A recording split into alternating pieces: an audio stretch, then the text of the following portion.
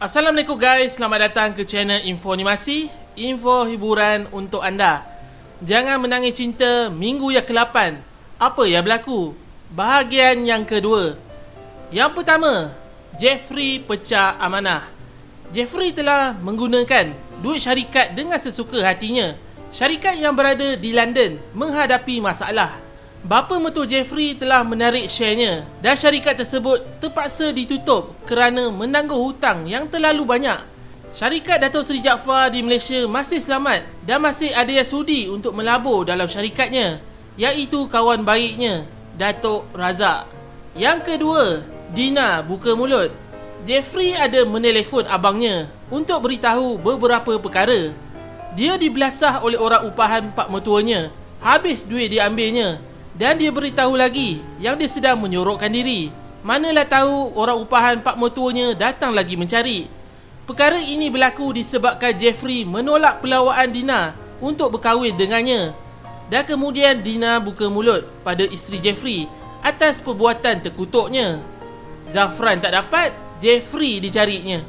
Bila perkara ini dah berlaku, Dina melarikan diri ke China. Dia tahu Jeffrey sedang mencarinya. Yang ketiga, mesyuarat dengan pelabur terbaru. Inilah harapan terakhir pada syarikat Datuk Seri Jaafar. Kawan baiknya iaitu Datuk Razak sudi melabur dalam syarikatnya. Jenayah yang Jeffrey lakukan memberi kesan pada prestasi syarikat di London. Begitu juga Malaysia. Seluruh ahli keluarga Datuk Seri Jaafar ada dalam bilik mesyuarat untuk memperkenalkan diri dengan pelabur terbaru. Emaknya memandang kawannya lain macam je. Jalan terhencut-hencut. Zafran pun perasan Datuk Razak sebenarnya OKU, orang kurang upaya. Kedua-dua belah kakinya tiada. Dia bangga Jaafar masih sudi berkawan dengannya. Bukan senang nak jadi orang tak sempurna. Tak semua orang boleh terima.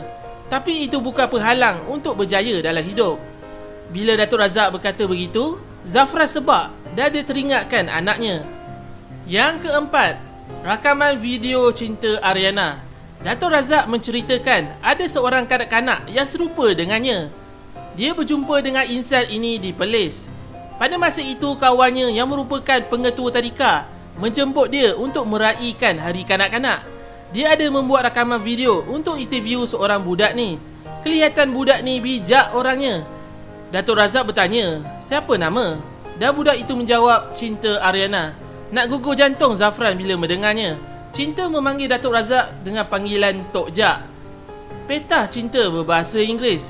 Itu menunjukkan Cinta seorang yang bijak, walaupun dia ada kekurangannya. Datuk Razak bertanya lagi, kenapa kaki Cinta luka? Cinta pakai kaki ni, tapi dah ketat. Mama tak bagi pakai.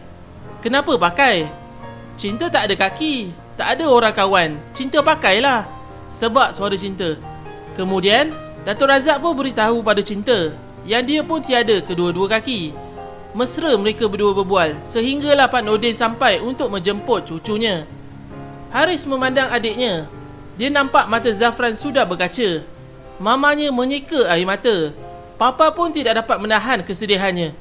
Datuk Razak menjelaskan bahawa dia tahu Cinta merupakan cucu Jaafar. Ketika itu, dia sempat berbual dengan Pak Nordin. Dan disebabkan cintalah Datuk Razak bersetuju membuat pelaburan dalam syarikat. Dia nak Cinta menjadi pewaris dalam syarikat suatu hari nanti. Kalau ikutkan, Datuk Razak nak belikan kaki palsu Cinta. Tapi bila keesokan harinya, dia sekeluarga dah berpindah ke KL. Dia tak sempat minta nombor telefon Pak Nordin. Soalan terakhir Datuk Razak dengan Jaafar, Cinta ni anak siapa? Pak Nordin tak beritahu pun perkara ni. Zafran tak berkata apa. Dia terus keluar dari bilik mesyuarat dengan air mata merembes tanpa hentinya. Yang kelima, penyesalan Zafran. Selepas Zafran menonton rakaman video anaknya yang ditunjukkan Datuk Razak, dia terus masuk ke biliknya. Dia tidak berhenti menangis mengenangkan dosa yang dilakukan terhadap isteri dan anaknya. Selepas itu, Hafiz pun datang. Dia terkejut melihat kawannya dalam kesedihan. Zafran beritahu pada Hafiz bahawa dia sangat-sangat menyesal atas perbuatannya yang lalu. Hafiz tak mampu berkata apa. Dia turut sedih mendengarnya. Dalam masa yang sama, dia bersyukur Zafran telah sedar dari kesilapannya. Zafran berterus terang pada Hafiz bahawa teddy bear yang sepatutnya diberi pada Cinta dibagi pula pada Farah. Dosa silau Zafran dan Cinta diingati semula. Segala nasib mala Cinta ketika itu semuanya berpunca dari seorang bapa yang tak bertanggungjawab dan tidak menerima qada dan qadar Tuhan. Dengan itu, Zafran perlu bantuan Hafiz untuk mencari Riana dan anaknya. Mengikut kata Datuk Razak, mereka sekarang berada di KL. Yang keenam, foto terkini Cinta Ariana dan Azin Iskandar. Datuk Seri Jaafar mencari Zafran dan melihat anaknya ada dalam bilik. Dia ada menghantar foto Cinta dan adiknya pada Zafran, tapi Zaf tak perasan kerana handphonenya off. Zafran terkejut dan segera menghidupkan telefonnya. Terpesona Zaf melihat foto anaknya.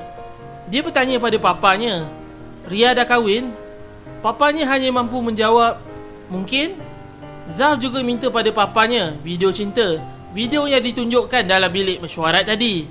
Datuk Seri Jaafar akan bagi video tersebut pada anaknya. Foto dan video tersebut diberi oleh Datuk Razak.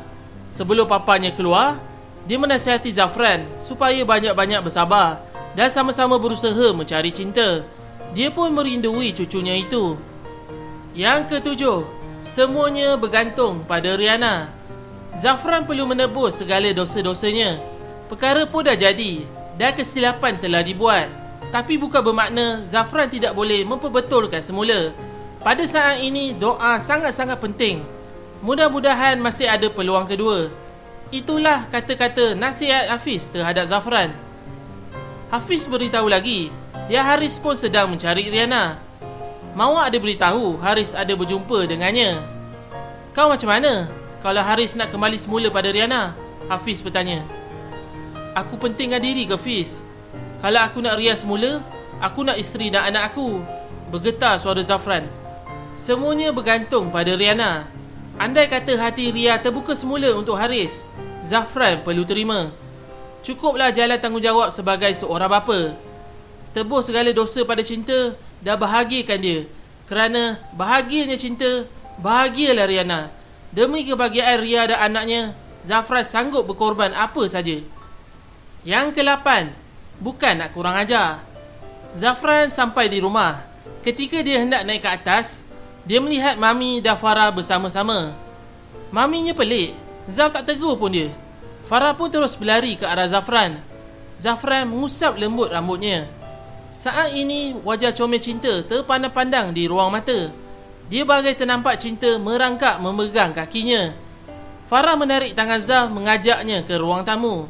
Zaf keletihan dan malas melayannya. Farah naik muka dan merajuk. Dia terus berlari keluar. Puan Sabrina tahu bahawa Zafran sedang merancang untuk mencari anaknya semula. Zafran berkata, sepatutnya Mami nasihatkan dia supaya jalankan tanggungjawab terhadap anaknya. Tapi lain pula ceritanya. Bukannya menghina anaknya cacat. Zaf merayu pada maminya supaya jangan sebut anaknya dengan panggilan sebegitu. Bergetar suara Zafran menahan marah. Maminya bengang. Nek Tok pula datang bercakap dengan Zafran. Dia berkata, "Kau dah tak malu kawan-kawan kau tahu? Kesalahan yang paling besar Zaf dah buat bila malu dengan anak sendiri. Habis, mana aku nak letak muka kalau kawan-kawan aku tahu? Nek Tok tak malu kalau kawan-kawan Nek Tok tahu pasal Pak Su. Nek Tok lagi malu dapat cicit cacat daripada dapat anak perangai macam setan. Kau jangan kurang hajar dengan aku, Zafran." Zaf bukan nak kurang ajar, tapi cara Nek Tok tak betul. Pak Su bukan buat hal kecil. Dia berzina sampai lahir anak yang tak berdosa. Nek Tok ingat bila Farah dah besar, dia tak tahu. Kawan-kawan Nek Tok tak tahu bila Farah nak kahwin nanti. Tapi kita kena terima. Perkara dah jadi. Takkan nak bunuh budak ni. Sama juga dengan Cinta. Dia tak salah. Ini ujian Tuhan pada dia dan pada kita. Takkan nak bunuh dia, nak buang dia dekat tong sampah.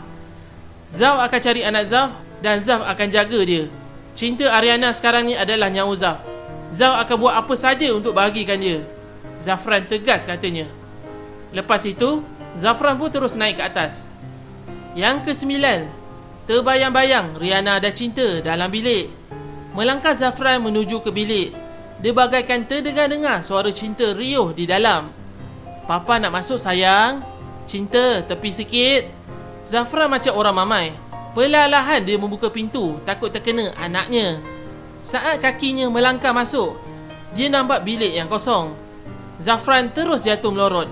Dia bagaikan terdengar-dengar cinta menangis, bagaikan ternampak-nampak mulut cinta berdarah.